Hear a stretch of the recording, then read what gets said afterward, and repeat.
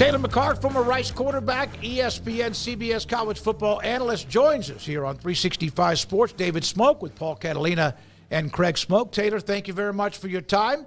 Ohio State gets off the mat, wins 4 straight, beat 4 really good teams, and beat most of them up. Your thoughts about what the Buckeyes accomplished?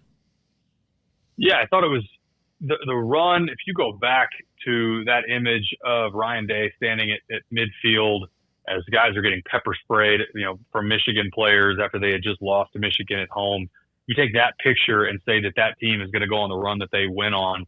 I think most people would have been extremely surprised and probably call you crazy, but they rallied, and they being that Ohio State staff and obviously the guys on the team rallied around the message of, well, now it feels like it's us against the world. And they played with an edge and an attitude in all 4 of their matchups. And they did not have an easy path, having to play Tennessee at home, routing Oregon in the Rose Bowl. It felt like every step of the way. Texas, to me, that was the game that out of all 4 of these ended up being the most competitive, even though the national championship got close late. I thought Texas' defensive line and their style of play in the secondary, I thought that presented some challenges and the closest game out of the 4. But to me, it was a team that was playing with an edge and with an attitude that showed up in every single one of their wins on the way to their national championship. Taylor, Ryan Day was at a point of out of excuses. And, based on past years, it looked like he really tightened up in pressure situations in big games. The only games he's ever lost are to good teams, right? He's never chucked one up to Purdue or Northwestern or Jacksonville State. Like, he's an elite coach that has not proven to a lot of people he's elite until 2 days ago. What do you think changed between the Michigan game and the playoffs to make him finally kind of hit that potential?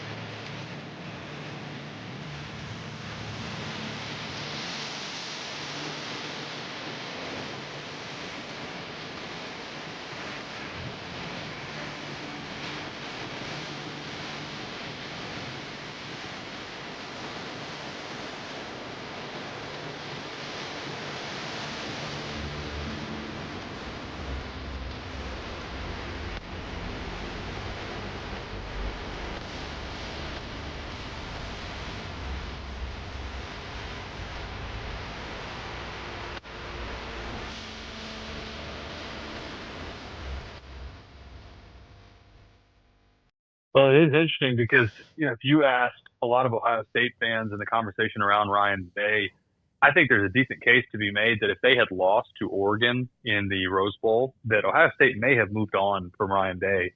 Despite all the success that they've had, the losses to Michigan, I think winning the national championship and getting to the semifinal probably would have saved his job either way.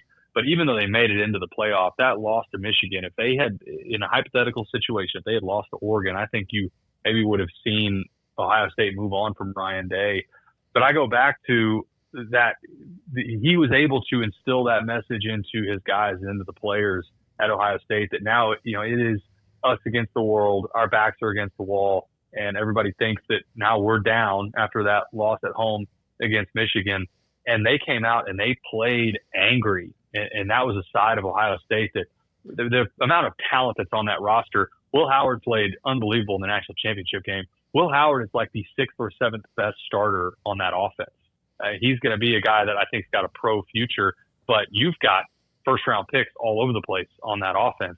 And so the talent was clearly already there.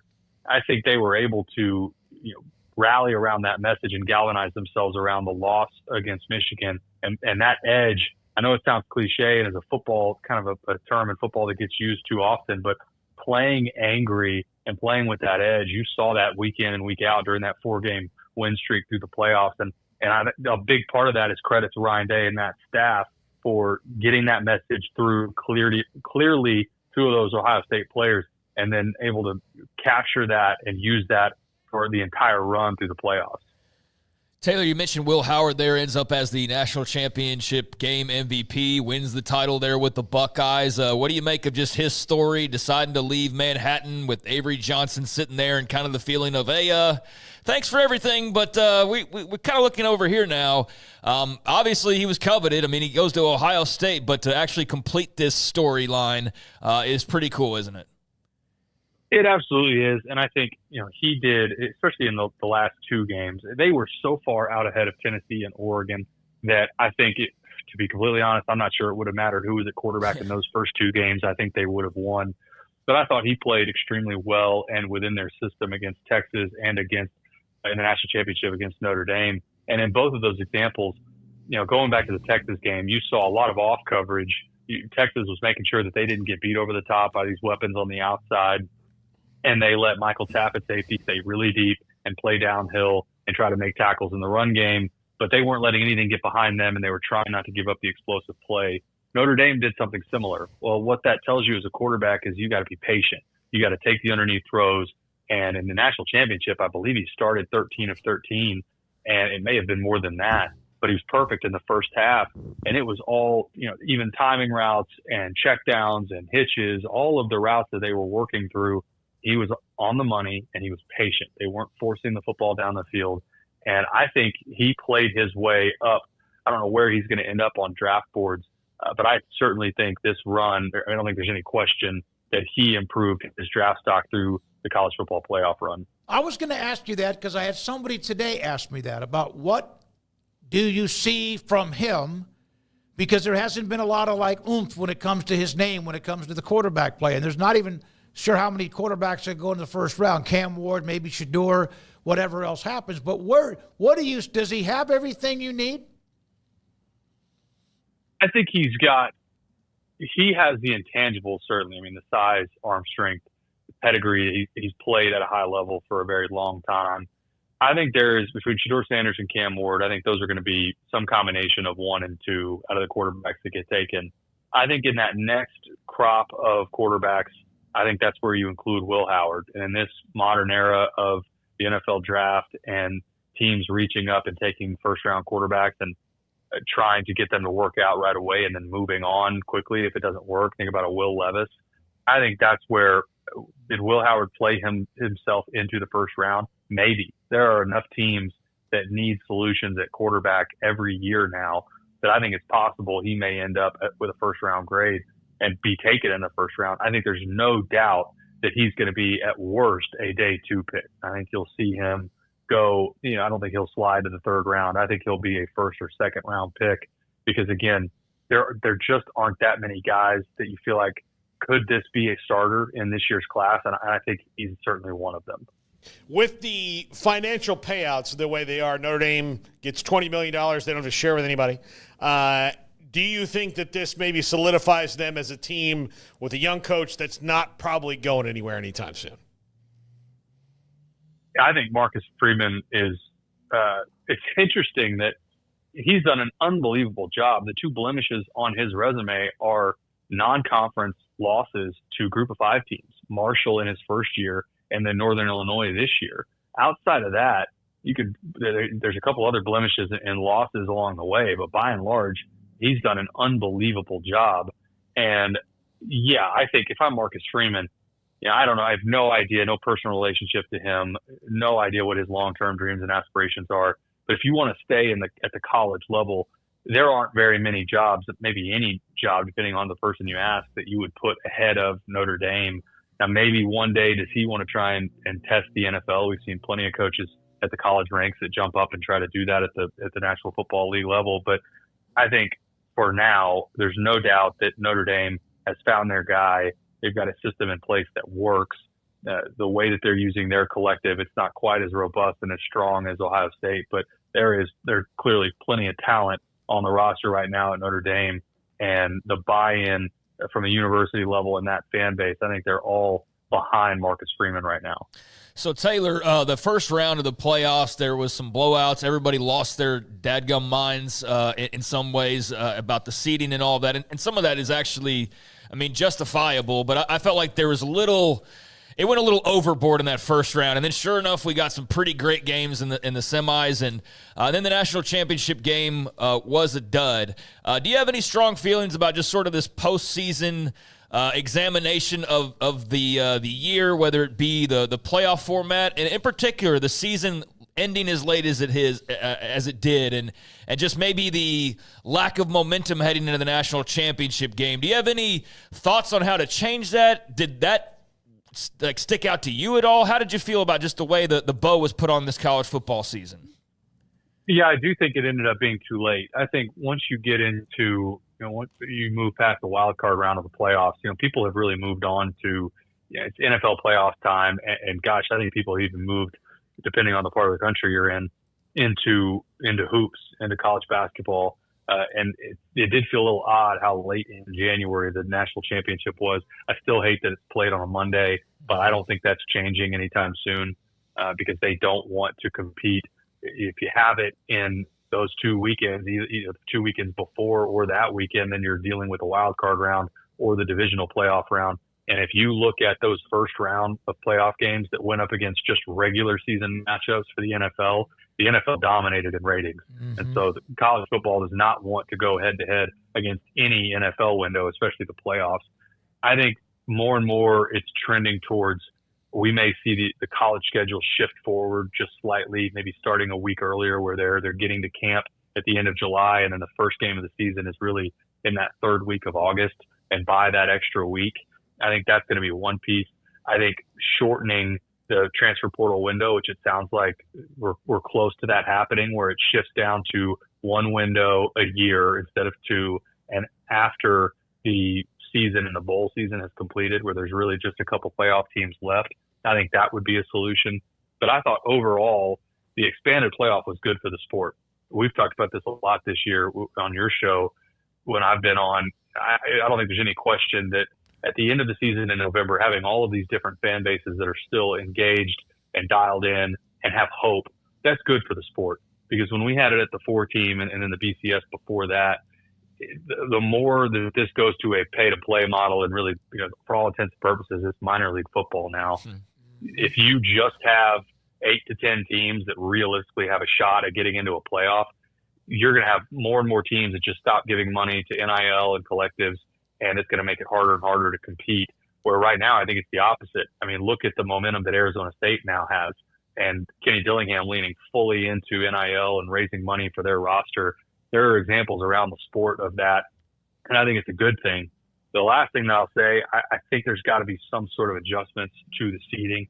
I think the way that Penn State, for example, their run versus what Oregon had to face, and I think there's some that didn't line up. It didn't feel as fair as it probably should have been.